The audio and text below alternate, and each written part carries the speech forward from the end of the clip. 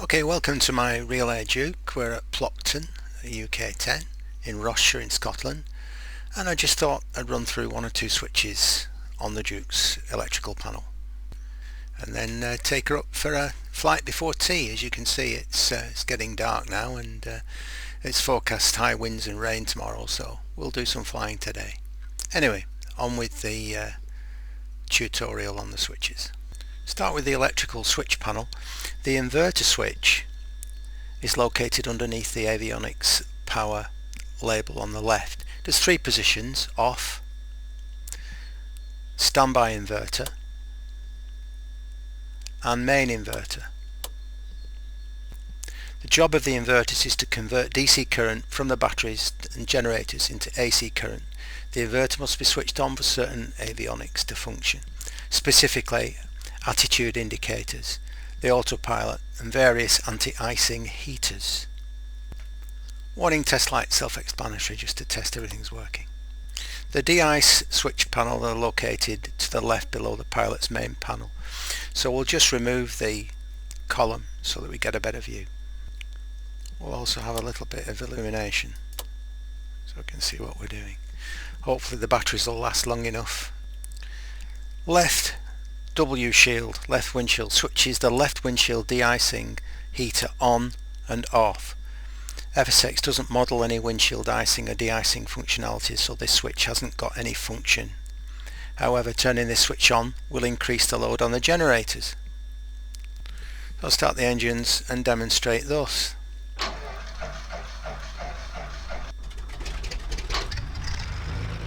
So generators on.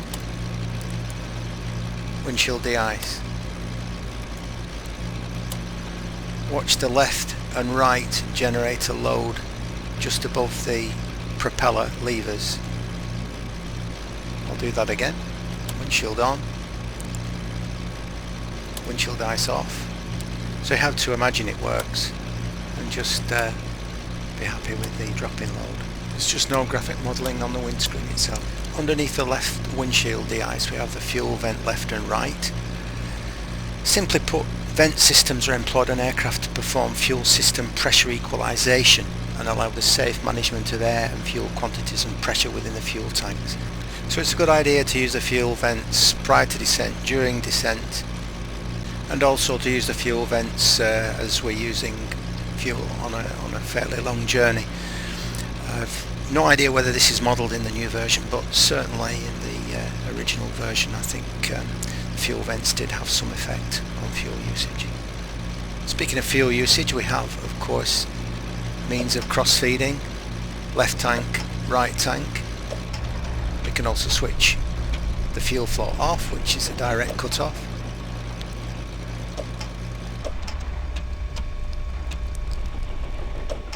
You can see that's starved the engines and effectively shut them down.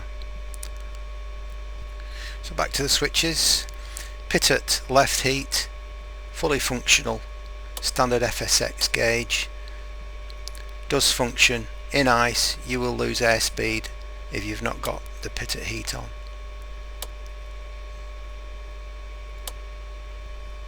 Next to the Pitot left we've got the stall and right Pitot. Switches the right hand Pitot and stall. Heaters on or off, but FSX doesn't model this functionality for a second heater or stall warning heater, so this switch has no function in this aircraft. Switching this switch on will increase the load on the generators. Again, I'll just start the engines again.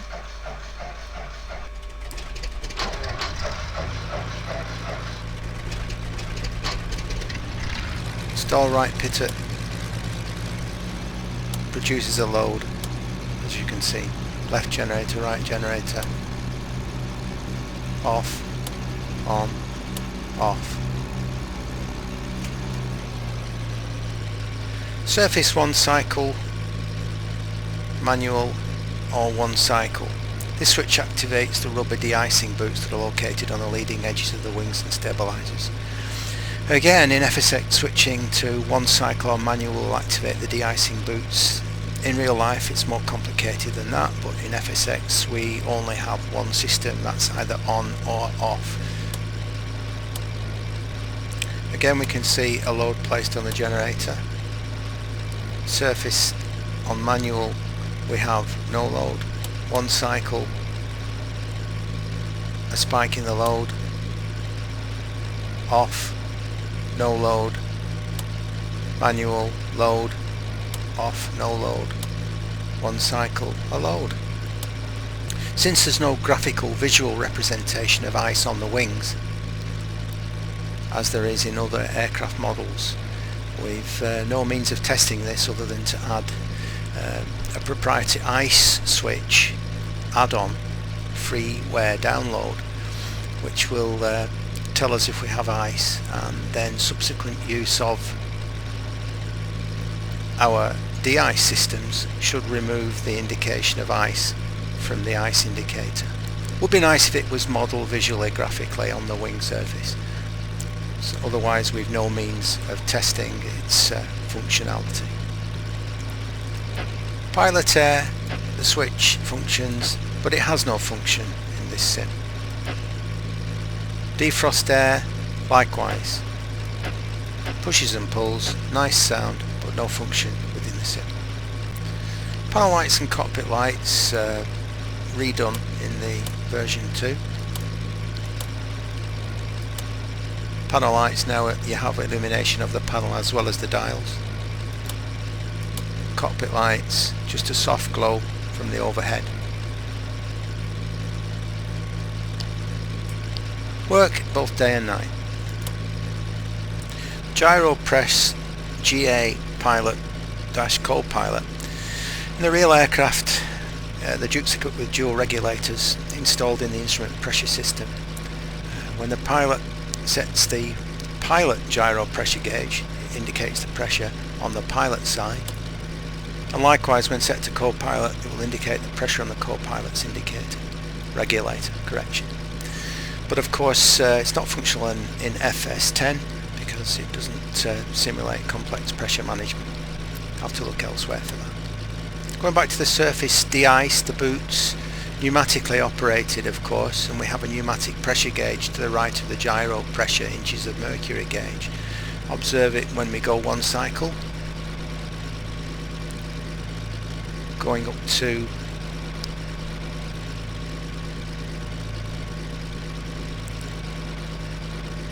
(17) on off, losing the pressure, engage again and back up to 17 and off. Again, we need to test this in an icing environment with possibly with the ice gauge fitted to test its functionality, but it's nice to have a working pneumatic pressure gauge. Propeller amps gauge measures the current going into the propeller heating elements. It's an electrically heated system. The gauge will read 0 most of the time, 16 amps when the prop heat is on, so we'll hit the prop heat, see we get 16 amps, off, on, off, and a corresponding load on the generator as well. Would be very nice in an icing condition if this was modelled physically, but we've got the representation on the gauges in the cockpit. To the right of the generator, loads, volts and prop amps, we've got prop sync. Self-explanatory, it synchronises the propeller, matches the RPM between left and right. It'll only synchronise the props if there's less than 50 RPM difference between the two propellers. Not used takeoff and landing for obvious reasons, in case we need to, in case we lose an engine. But once we've achieved a steady climb, prop sync goes on, remains on for the rest of the flight. Cabin temperature mode, vent blower and cabin temperature, obviously controlling the cabin air conditioning system, and have a load on the generator, as you can see, off, on, off, on, so that it's modelled in the generators, but obviously, well not obviously, but in FSX, FS10 it is not modelled. Cabin air pull on has a nice sound, but is not modelled. In other words, it has no function, no functionality in this sim. Pressurization I'll go into in a moment, but the air temperature pull and push knobs are modelled very nicely. With tooltips on, you can see pushing it in, we get -75, pulling it all out, +25. Functionality not modelled in the sim. Circuit breakers all graphically modelled very nicely, physically not modelled in the sim. This isn't the Dash 8. Going back over to the pilot side, cowl flap switches, yes, modelled and fully functional. You'll see an increase in your cylinder head temperatures if these are not set on takeoff, appropriate to the weather conditions. Obviously closed for landing and descent. You don't want to shock cool the engines, which is not modelled. So Duke features a fully pressurised cabin, means pilots and occupants can fly at very high altitudes without the need of oxygen masks, given the limitations of the piston turbocharged engines. In the Duke version 2 we've got advanced pressurization programming that simulates cabin pressurization more accurately than the basic FS10 model, so this is a nice enhancement. So basically air is pumped into the cabin under pressure at a steady rate. It's provided by the turbocharged compressors. On the left cabin bulkhead there's two valves, outflow control valve, safety valve. The pressurization controller regulates this outflow valve to maintain the selected cabin pressure or cabin altitude, while the safety valve is connected to the dump switch as well as the landing gear safety switch. So cabin pressurization means cabin altitude. A cabin altitude of 10,000 feet means that air pressure in the cabin is the same as 10,000 feet outside the aircraft. The Duke's cabin has a maximum pressure differential of 4.7 psi, which basically means the maximum possible difference between cabin pressure and outside air pressure is 4.7.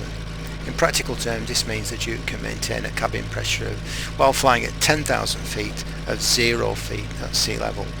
At the Duke service ceiling of 30,000 feet, it can maintain a cabin pressure equivalent of roughly 13,000 feet. So that's 30,000 feet in actuality gives us cabin altitude of 13.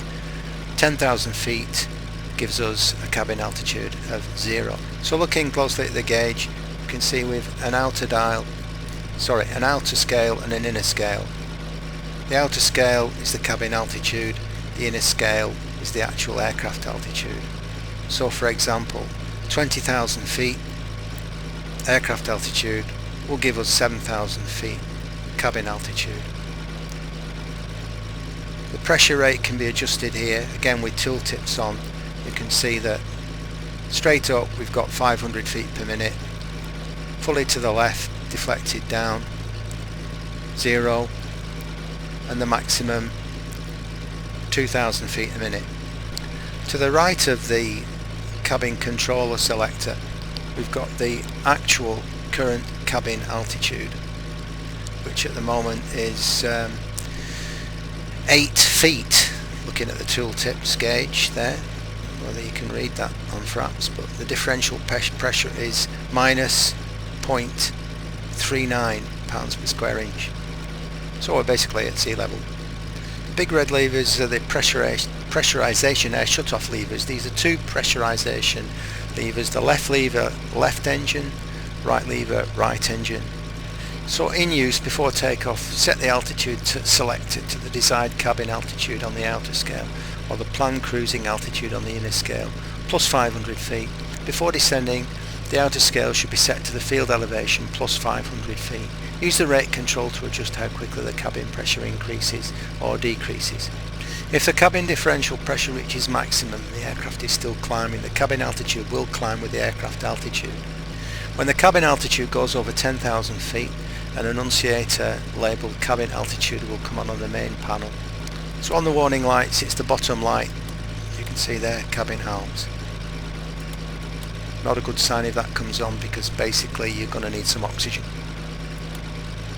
With the maximum pressure differential, this will occur at 25,000 feet aircraft altitude.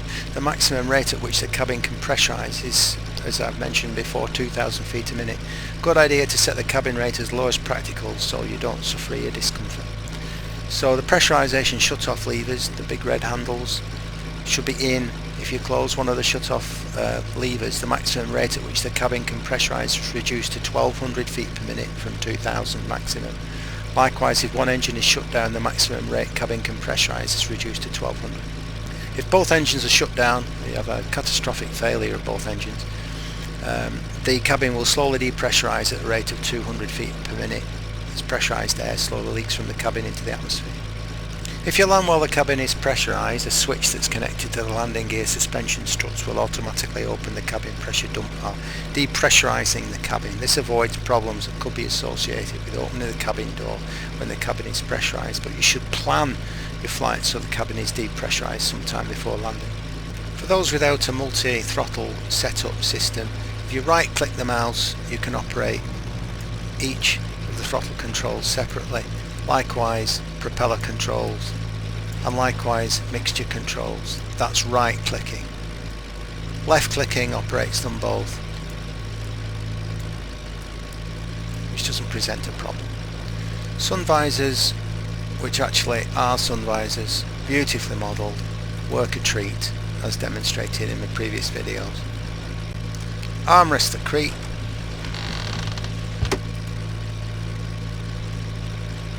folding table,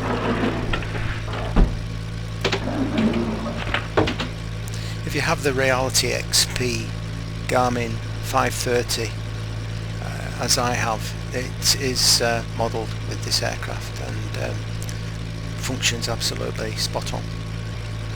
So take us up for a flight over Stornoway in the Hebrides, where I happen to know there's some icing effects, some snow, and we'll see if we can get the de-ice boots to function on the ship with the help of a little ice gauge.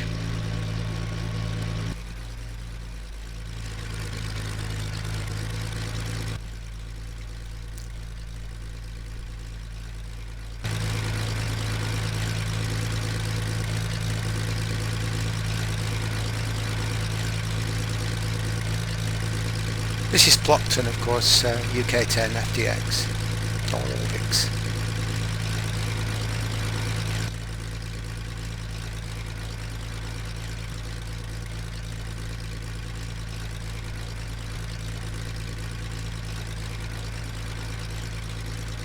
So we're at 8,500 feet in icing conditions, freezing rain. We've lost the airspeed indicator because we've not got the pitot heat on. So we'll select left pitot heat.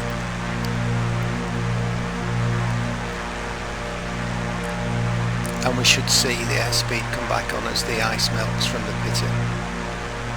Also going to test the icing conditions on the wing, the boots. You can see bottom left this very crude looking graphical representation of wing ice. This is a freely downloadable. There we are. The pitots melted the ice on the pitot tube and we've got airspeed back. 202 knots indicated airspeed. So that was an indication that we've got icing conditions, the pitot freezing up. But with a little gauge that's only a very simple XML gauge, it actually measures freezing conditions, measures air temperature, and it measures precipitation, be it rain or snow. And if the temperature is right, between usually 0 and +10, in cloud, in moisture, rain or snow, your wing ice light will come on. It's currently showing like a greeny colour. It will change to amber with more ice and red in severe ice. So a test of whether your de-icing systems work, that light should go out when I select one surface or manual de-ice. So we'll select manual and it's gone out. So we'll switch the de-ice off. Our little light should come on again. Hope you can see it. It's very crude. I've no way of integrating it into a 3D panel. With no 2D panels in the Duke, so it has to be like this. Or if you've got an external monitor, an extra monitor, you could export it. So it's not a definitive test of wing ice, but but it's a definitive test of certainly of the Pitot de-icing systems. Flying around in the icing conditions obviously wouldn't be recommended. We would climb or descend to get rid of the icing conditions.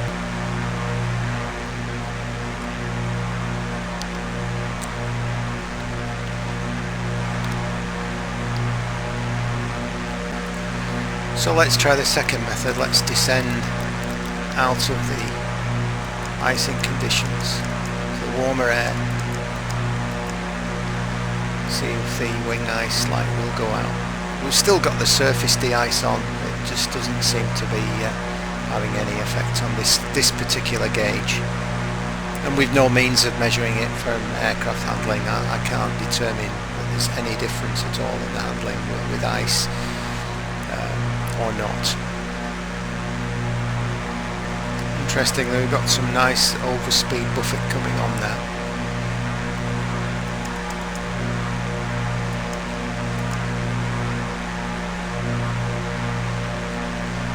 Noticeable buffet.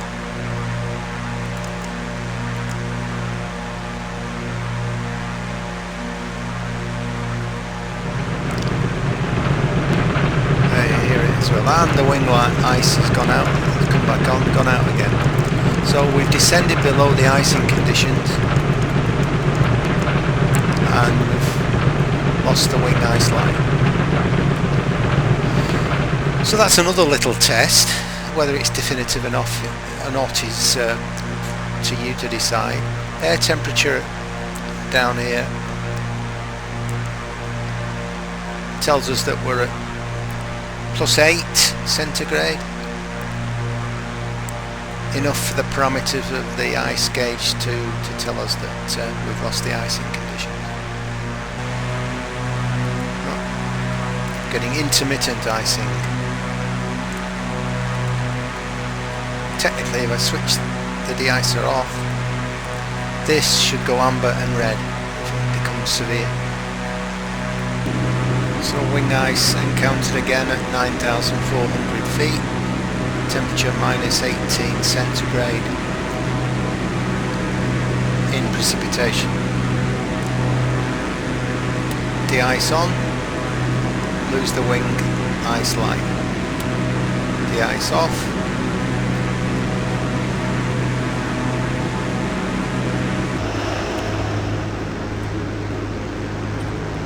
I was hoping light aircraft don't fly around in these weather conditions as if they're on rails. It's nice to see the weather conditions transmitted to the airframe.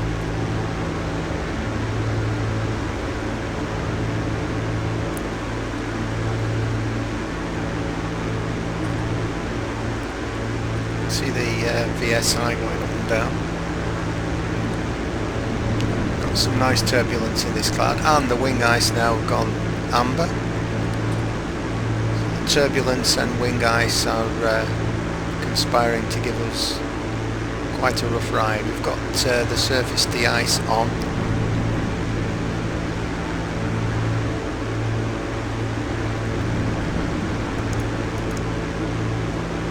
Got altitude hold on. You can see we've got the VSI going up and down. Quite uncomfortable.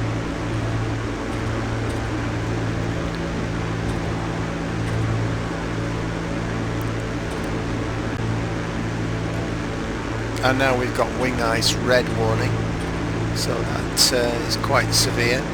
We've got the de-ice system on now. We'll see if we can reduce the red to amber to green to off. Fingers crossed.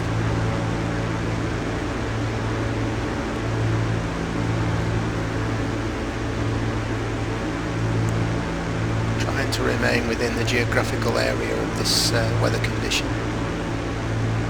Temperature approaching 0, it's -5, still got the critical red wing ice warning. Surface de-ice is on, manual. So the wing ice now gone amber, and we've got a temperature of +5, 41 Fahrenheit. So the de-ice together with the weather conditions resolving our ice issue. I expect that to go green very shortly. We drop down to 2,500 feet. We should see that ice warning go green. Again, it's not so much a definitive test of the aircraft's de-icing system. They are only boots when all said and done. It certainly demonstrates the weather effect on this particular gauge.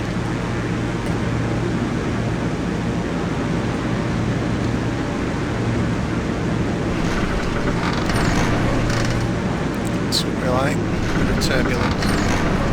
Very nice.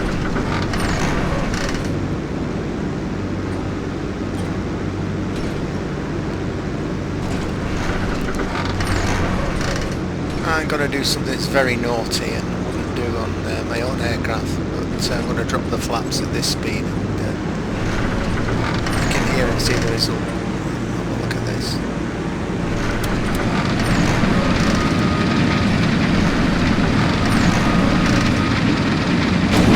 Gone. Just blown the flaps. Those definitely do not work now. Flap switch doesn't work. The outside view. Oh, by the way, the wing ice has just gone to green. We've lost the wing ice. I'll certainly reduce the wing ice to green. Let's have a look outside. You can see the effect of broken flaps. Useless. Linkage is gone. Expensive repair. From another angle.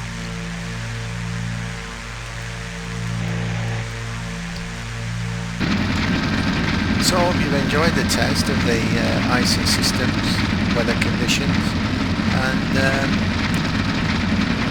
my expensive repair coming up for the flaps. So we'll land minus flaps. Before landing checklist: pressurization, 0 differential pressure, seat belts fastened, fuel boost pumps on, prop sync off, mixtures full rich, prop set 2750.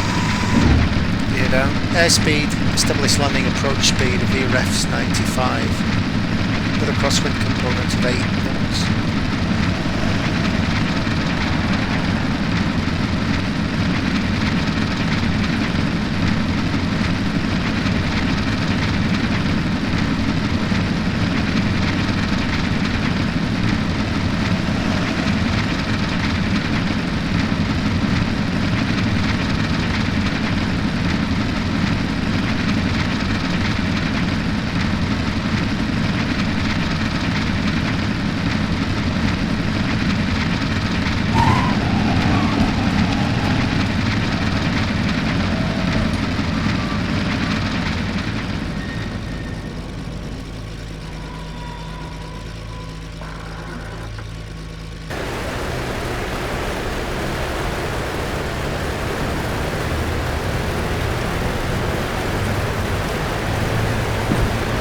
This is a test of the door closing with the wind.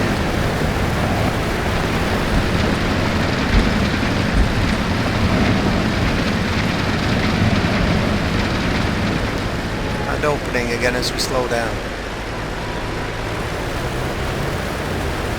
See, some effects are superb. Well, I hope you found this interesting, informative and entertaining. I hope I've illustrated how interesting icing and weather effects can be in a simulation.